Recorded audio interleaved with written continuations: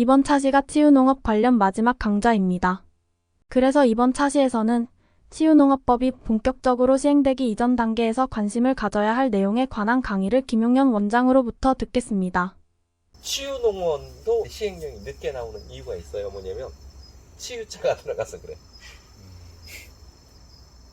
사실은 농업이 왜 시작됐냐면 생명연장 때문에 농업이 시작됐다고 얘기를 했잖아요. 그러면 그건 치유를 안고 있는 부분이걸랑요. 농사를 짓던 사람은 죽으면 하늘에 가면 검나대왕이 무조건 천당으로 보내. 사람을 살렸으니까 굉장히 신성한 직업이고 근본을 이루는 게 농업이에요.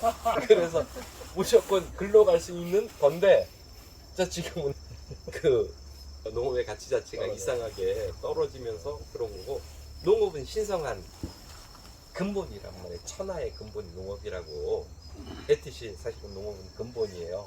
그래서 농업을 하는데 치유가 들어가 버리니까 뭐가 되냐면 의사협회에서 적극적으로 안, 그래서 법이 시행령이 쉽게 못 만들어지는 거예요. 그래서 지금 치유농원은 아주 단순하게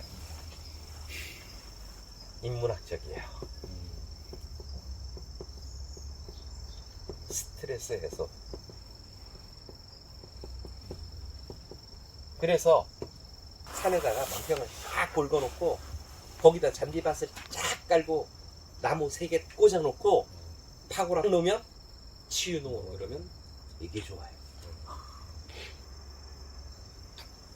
산에 들어가서 만평에 잔디밭에서 파고라 놓고 누워있어요. 하늘의 별도 보고. 인문학적이잖아. 근사하잖아. 이런 걸 좋아해요. 괜히 약 내리는 거, 약초 심으려고 이런 거 하지 말아요. 치유농원적일 때는 이게 훨씬 더 편해요. 숲을 아예 건드리지를 말아요. 그게 더 편해요.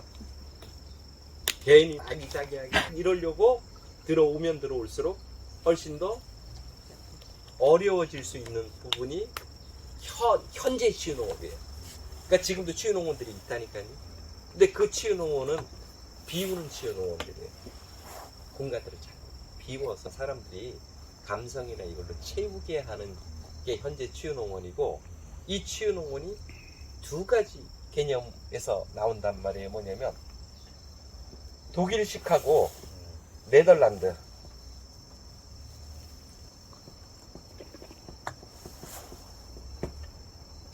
네덜란드는 조금 인문학적인 거나 이런 거예요. 독일은 조금 치유 쪽이고 허브 이런 쪽이에요. 태생이 그렇게 돼 있었어요. 어마어마하게 복잡한 도시에서 사람들이 병이 드는 거예요. 그러면 어디로 가냐면 독일 알프스 산지 쪽으로 휴양을 가요. 18세기부터 휴양을 가요. 휴양을 가서 차를 마시고 허브 같은 걸 마시면서 건강을 찾아갖고 와요. 이게 국가에서 보니까 굉장히 경제적인 거예요.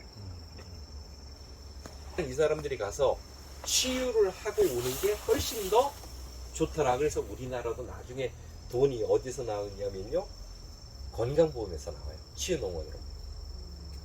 치유농원은 국민들한테 무상으로 보급되는 공원이에요. 개념이.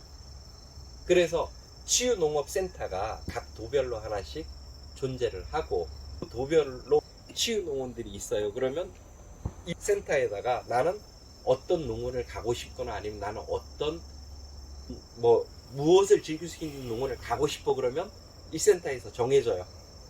너는 일로 가. 너는 일로 가. 그러면 그 사람이 가서 한 달이건 일주일이건 쉬어요. 그리고 돌아와요. 근데 나는 돈을 안 내. 농장주도 돈을 안 받아요. 그 돈을 국가에서 내는 거예요. 그래도 훨씬 더 경제적이다는 부분 때문에 시행령만 만들어지면 돼요. 현재로서 판매장이나 들어오는 사람들한테 체험이라는 명목으로 돈을 받지만 시행령은 그걸 들어가게 돼요.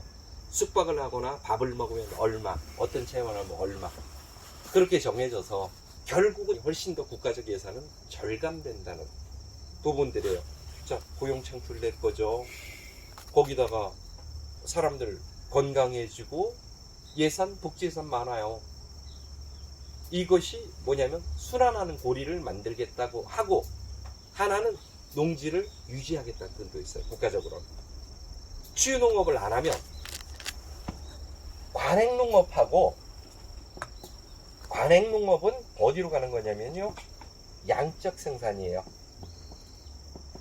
이것을 위해서 시스템을 갖추고 대량의 영양제와 비료와 농약으로 가지고 가는 거고, 근데 이 규모가 적어도 10,000평 정도씩은 돼야지 농지청에서 얘기하는 그 농업이 돼요.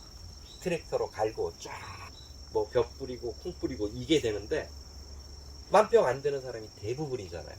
그럼 이 사람들은 농산물을 팔아갖고, 내가 10,000평 안 되는 사람은 농사전 혹시 뭐 얼마 벌겠지 생각하지 말아요. 그건 그냥 누구한테 내가 듣고 싶은 대로 팔랑귀가 팔랑거렸던 것 뿐이지 사실 그거 돈 안 돼요. 규모화가 되고 기계화가 안 되는 건 굉장히 어려워요. 그러면 10,000평 밑에 사람들을 살리기 위해서 이거는 농진청이 하는 거고, 이거는 치유농업청이에요. 청이 하나 나오는 거예요. 굉장히 큰 얘기예요. 농지청에 박사급 연구관들이 몇 명 정도 돼요? 2,000명 돼요. 치유농업청도 그렇게 되는 굉장히 큰 부서로 성장할 부분들이고, 치유농업을 잘 한다 그러면 앞으로의 부분들을 충분히 기대할 수 있는 부분들이 되니까 이것도 잘 생각을 하고 있어야 돼요. 너무 쉬워요. 괜히 어렵게 생각하지 마세요. 치유농업 하면 화장실은 잘 만들어라. 치유농업을 하려고 하면 딴 데는 신경 안 쓰되 화장실은 최고로 잘 만들어라. 이거는 이쪽도 마찬가지예요. 휴식 공간을 제일 먼저, 그러니까 옛날에 그 농촌, 귀농귀촌 이거 하고 이럴 때 제일 먼저 해주는 게 뭐냐면요, 주방은 경관이 가장 좋은 곳에 둬라. 보통 거실이라던가 안방이라던가 이런 것들을 경관 좋은 곳에 두잖아요. 근데 지금은 주방이 먼저예요. 주방에서 내가 차를 끓이거나, 특히 내주를 하는 부인이 있는데 북쪽에 저 골방에다가 주방을 두는 거야. 그럼 가서 커피 끓여서 이러면 그게 아니고 유리창으로 통유리로 쫙 돼 있는 곳에서 그릴 같은 거 놓고 거기서 커피를 탁 하면 본인이 뿌듯하단 말이에요. 그런 배려들이 먼저여야 되는데 그 배려를 안 하고 주방을 쫙 뒤로 놓고 내가 뽐 잡을 사람 오는 것만 여기다가 두는 그런 어리석은 사람들. 그 사람들은 사실 뭐 왔기 때문에 치유농원 오고 그 집에 갇히려고 안 해요. 딱 바깥에서 강아지처럼 뛰어도는 게 좋지. 그래서 외려 개념들을 많이 바꿔주면은 쉬워지는데 개념을 안 바꾸는 거예요. 그러니까 제가 지금 강의하는 것도 개념을 좀 바꾸면 어떨까 하는 부분에 출발이에요. 그래서 법적으로도 좀 괜찮고 이런 것들이 있다면 내가 어떻게 할래? 치유농원을 할 때 1번을 인문학적 공간을 만들라. 농업하고는 또 다르죠. 이상으로 치유농업에 관한 강의를 모두 마치겠습니다. 끝까지 경청해주셔서 감사합니다.